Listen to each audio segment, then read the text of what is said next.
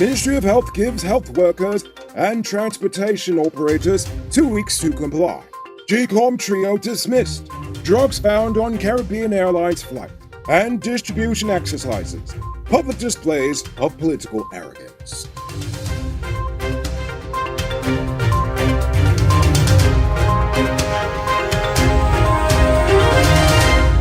I am Noriko Bulford, and welcome to tonight's edition of Uncut News. The Ministry of Health said it's giving healthcare workers and public transport operators 2 weeks to comply with the government's vaccination order. This statement comes a day after Londoners rose up in protest against the measure. Minister Anthony also said that he was open to meeting with the protesters to discuss the vaccination process. Jermaine Figuera on Thursday said he and Pastor Nigel London convinced protesters to clear the Mackenzie Wismer Bridge after informing them of the health minister's offer.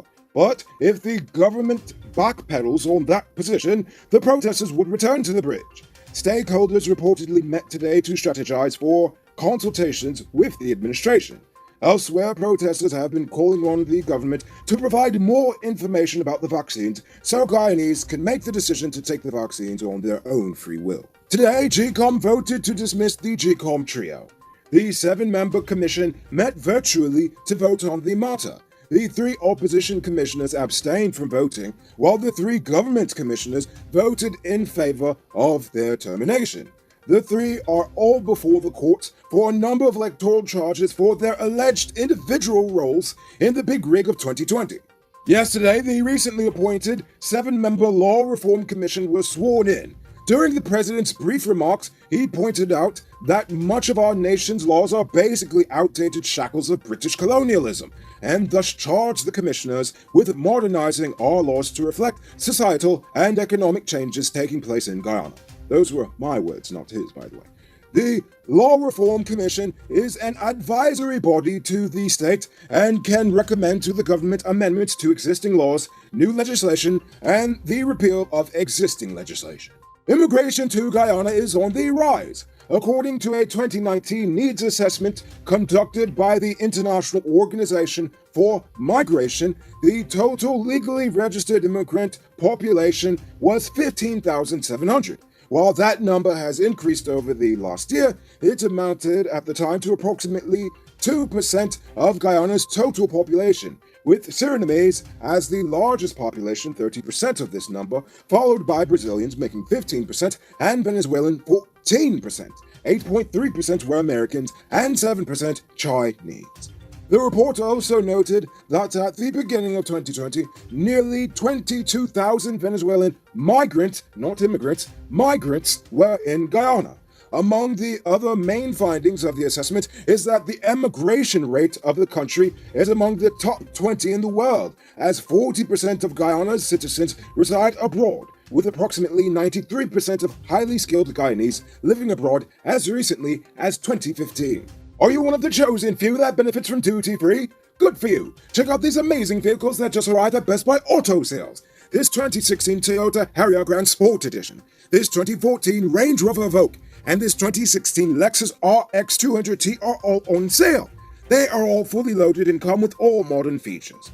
Call or WhatsApp 662-0844 for more info, or visit their showrooms at Lot 171 Peter Rose Street, Queenstown, or Lot 2 Lamar Street, and tell them Noriko sent you to get in on a sweet deal. Now, before you start sounding like Trump and complain about those immigrants, just know that another IOM report points out that a total of 267 Guyanese were deported from the United States alone in 2018 and 2019. Those deported included persons who have completed prison sentences, as well as those who overstayed their visas. It could also account for persons who were extradited. Unfortunately, because of the confusion of the Rona, no statistics were provided for persons deported in 2020 and for the first 6 months of this year. And for reasons why you can get deported, a cocaine bust was made at the Miami International Airport on Tuesday morning shortly after a Caribbean Airlines aircraft touched down. According to Car News head James Singh, there is no indication that the coke was loaded whilst the plane was in Guyana. The flight had first left Guyana, then traveled to Trinidad before landing in Miami. While reports indicate that 6.5 kilograms of cocaine were found, the Kanu head said the quantity is actually 3 kilograms.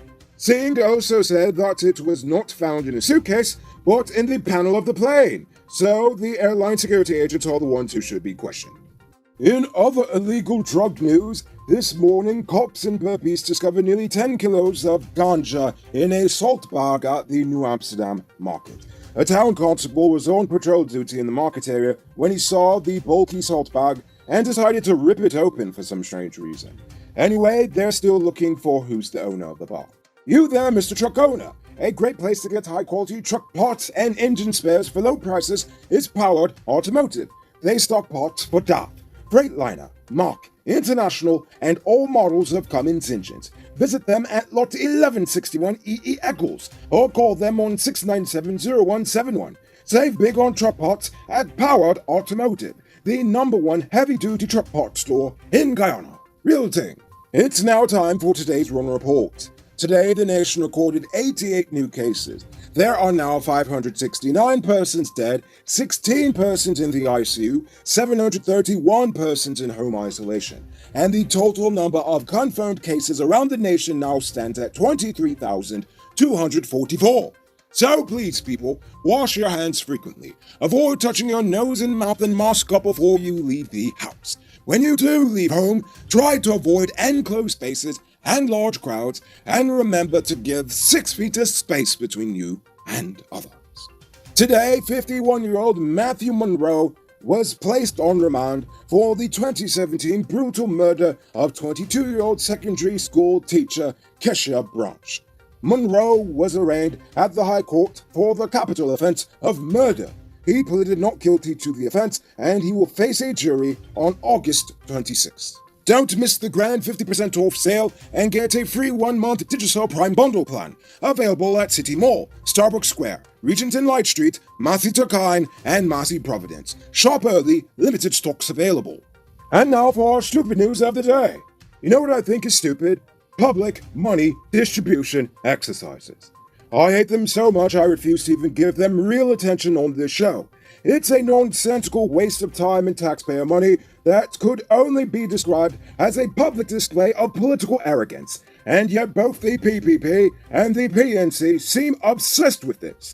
These ministers demand to be welcomed into your community like gods amongst men before they give you back a tiny fraction of your own taxpayer funds. Speaking of funds, you would be amazed to hear how many millions of dollars a year the state wastes on planning these events. They have to pay for food, transportation, security, a propaganda camera crew, the list goes on. And heaven forbid, if they are going into the interior, then you have to pay for the whole team to spend the night in the finest guest house in that village. And guess who's paying for the ministry's 2-day, 1-night vacation in the interior? You guessed it, you and I, the taxpayer. You know what? I'd rather them save the time, money, and arrogance, and instead just cut the people a check in the mail, and then just send the media a memo about it, and just keep it moving. Sure, it would mean that the gods amongst men won't get the praises from the unwashed masses that they so badly desire. But frankly, I could care less, because if you ask me, thanking a politician for doing their job is like thanking the ATM for giving you your money. No matter how you slice it, it's pretty stupid. Have a business and need access to more Goondu balls? Register it on one of the fastest growing business directories in Guyana. Sign up for free on snap.gy and get your business listed today. And yes, you've heard me right, it's absolutely free. Get listed today on snap.gy. Moving on to our Uncut News Viewers Poll question of the day. Every day we pose a question about current events in the nation, the region, the diaspora, and how you feel it relates to us. So you give your responses in the comments, and we'll read the best ones in the following episode. Yesterday's question was, what's the most pressing issue in your community?